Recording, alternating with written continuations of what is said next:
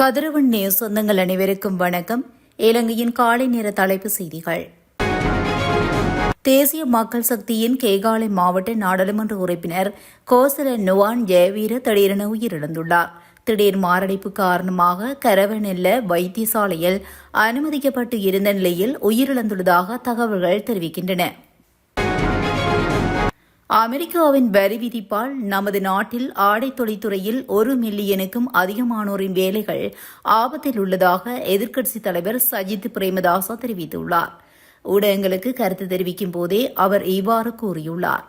மேலும் கூறுகையில், இலங்கை நாட்டின் ஏற்றுமதி துறையில் ஈடுபட்டுள்ள அனைவரும் இன்று கலக்கமடைந்து போயுள்ளனர். ஆடை தொழிற்சாலை உரிமையாளர்கள் சங்கத்தை சந்தித்தபோது அவர்களும் இதனால் வருத்தமடைந்துள்ளனர் என்பது தெளிவாக தெரிந்துள்ளது. ஏப்ரல் 9 முதல் இந்த வரிக் கொள்கை நடைமுறைப்படுத்தப்படும்.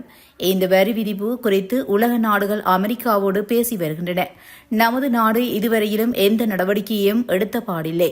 ஜனாதிபதி தேர்தலில் சாதனைகளை படைத்து டொனால்ட் ட்ரம்ப் வெற்றி பெற்றுள்ளார். எனவே அந்த கொள்கையின்படி பல தசாப்தங்களாக அமெரிக்க பொருட்களுக்கு அதிக வரி விதிக்கப்பட்டதனால் அமெரிக்க பொருட்களுக்கு அதிக வரி விதித்த நாடுகள் மீது பரஸ்பர வரியை விதித்து பதிலடியை கொடுத்துள்ளார்கள். இதன் காரணமாகவே நமது நாட்டின் மீது 44% வரி விதிக்கப்பட்டுள்ளது. நமது நாட்டில் உற்பத்தி செய்யப்படும் ஆடைகளில் 40% ஆனவை அமெரிக்காவுக்கு ஏற்றுமதி செய்யப்படுகின்றன. எனவே சர்வதேச வர்த்தகம் தொடர்பில் விசேட நிபுணத்துவ அறிவு கொண்ட ஒரு குழுவை வாஷிங்டனுக்கு அனுப்பி அமெரிக்காவின் உயர்மட்ட தரப்புகளோடு உறவுகளை ஏற்படுத்தி எமது நாட்டுக்கு தேர்வுகளை முன்வைப்பதே பொருத்தமானது.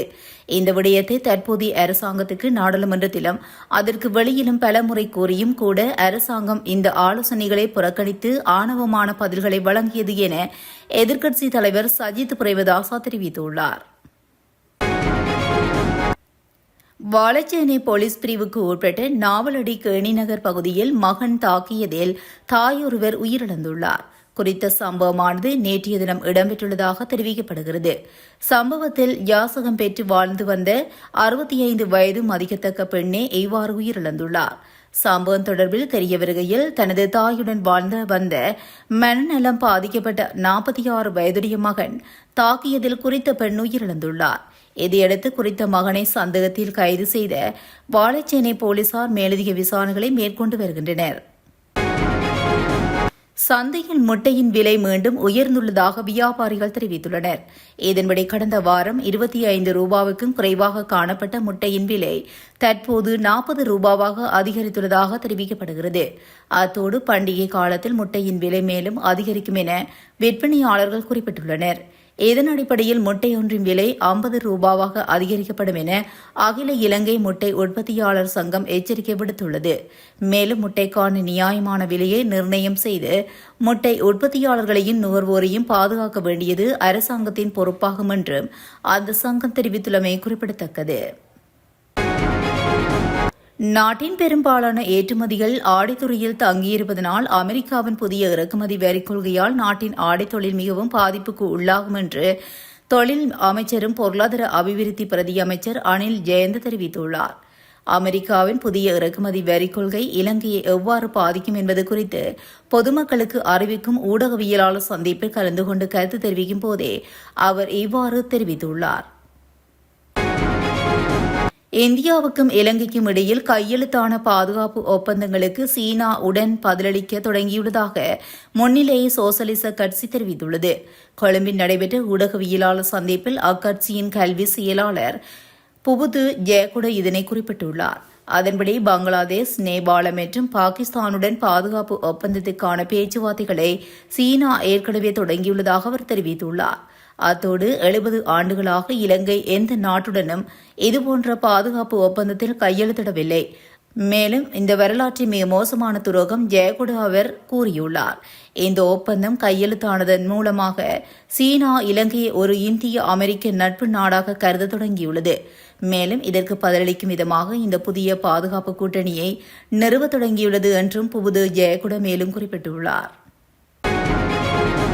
யாழ்ப்பாணத்தில் சுடுகாடு ஒன்றினை தனியார் ஒருவர் கொள்வனவு செய்து அதில் கட்டடங்களை கட்ட நடவடிக்கை எடுத்துள்ளதாக அப்பகுதி மக்கள் தெரிவித்துள்ளனர். சுழிபுரம் பகுதியில் உள்ள காணியொன்றை நீண்டகாலமாக அப்பகுதி மக்கள் சுடுகாடாக பயன்படுத்தி வருகின்றனர். அங்கு சுமார் 150க்கும் மேற்பட்ட உடல்கள் நல்லடக்கம் செய்யப்பட்டுள்ள நிலையிலும் பல கல்லறைகளும் கட்டப்பட்டுள்ளன. அத்துடன் அப்பகுதியில் சிறுமியொருவர் பாலியல் துஷ்பிரயோகம் செய்யப்பட்டு படுகொலை செய்யப்பட்ட நிலையில் சிறுமியின் உடல் நீதிமன்ற உத்தரவின் பேரில் குறித்த சுடுகாட்டிலேயே புதைக்கப்பட்டுள்ள நிலையில் குறித்த வழக்கு விசாரணைகள் நீதிமன்றத்தில் நிலுவையில் உள்ளது. இந்நிலையில் குறித்த சுடுகாடு அமைந்துள்ள காணியை அண்மையில் தான் பணம் கொடுத்து வாங்கியுள்ளதாகவும் அது தனக்கு சொந்தமானது என கூறி கல்லறைகளை அகற்றிவிட்டு அதில் சுற்றுலா மையம் ஒன்றினை அமைக்க நடவடிக்கை எடுத்துள்ளதாக தனியார் ஒருவர் அப்பகுதி மக்களிடம் கூறியுள்ளார். இது தொடர்பில் பிரதேச செயலாளரிடம் தெரிவித்த நிலையில் குறித்த காணி தனியாருக்கு சொந்தமானது எனவும் சுடுகாட்டுக்காக இனிவரும் மூலாய் பகுதியில் 2 ஏக்கர் காணியை ஒதுக்கியுள்ளதாகவும் தெரிவித்துள்ளார். எமது உறவுகளின் கல்லறைகள் இந்த சுடுகாட்டில் உள்ளது. அதனை ஒருவர் அளித்து அதன் மீது சுற்றுலா தலம் ஒன்றினை அமைப்பதனை எம்மால் ஏற்றுக்கொள்ள முடியாது உள்ளது. எனவே எமது சுடுகாட்டையும் எம் உறவுகளின் கல்லறைகளையும் பாதுகாத்து தாருங்கள் என அப்பகுதி மக்கள் கோரிக்கை விடுத்துள்ளனர். கொழும்பு ராஜகிரியாவில் இடம்பெற்ற நிகழ்வு ஒன்றின் போது திடீரென தீப்பரவல் ஏற்பட்டுள்ளது. இந்நிலையில் அங்குள்ள மக்களை பாதுகாப்பாக வெளியேற்றுவதற்கான நடவடிக்கைகள் தற்போது எடுக்கப்பட்டுள்ளதாக தெரிவிக்கப்படுகிறது. தீயை அணைக்கும் பணியில் தீயணைப்பு வீரர்கள் தற்போது ஈடுபட்டுள்ளதுடன் பல தீயணைப்பு வாகனங்கள் சம்பவ இடத்துக்கு அனுப்பப்பட்டுள்ளன. வீதியில் நிறுத்தப்பட்டிருந்த மோட்டார் சைக்கிள்களை திருடி பகுதிகளை விற்பனை செய்த ஒரே குடும்பத்தைச் சேர்ந்த இளந்தம்பதி உட்பட 5 பேர் மோட்டார் சைக்கிள் உதிரி பாகங்களுடன் கைது செய்யப்பட்டுள்ளதாக நவகமுவ போலீசார் தெரிவித்துள்ளனர். கைது செய்யப்பட்டவர்கள் முல்லேரியா கல்வல முல்ல பகுதியில் வசித்து வந்த ஒரே குடும்பத்தைச் சேர்ந்த 4 எனவும் மற்றொரு வெள்ளம்பட்டிய பகுதியைச் சேர்ந்தவர் எனவும் தெரிவிக்கப்பட்டுள்ளது. நவகமுவ மெல்வானை சந்தி பகுதியில் நிறுத்தப்பட்டிருந்த மோட்டார் சைக்கிளை இளந்தம்பதியினர் திருடி ஹன்வெல்ல பகுதியில் மறைத்து வைத்திருந்ததை அடுத்து கிடைத்த தகவலின் அடிப்படையில் வெள்ளம்பட்டியைச் சேர்ந்த 2 போலீசார் கைது செய்துள்ளனர். இத்துடன் இலங்கையின் காலை நேர தலைப்பு செய்திகள் நிறைவடைகின்றன. தொடர்ந்தும் செய்திகளோடு இணைந்திருக்க கதிரவன் நியூஸுடன் இணைந்திருங்கள். நன்றி, வணக்கம்.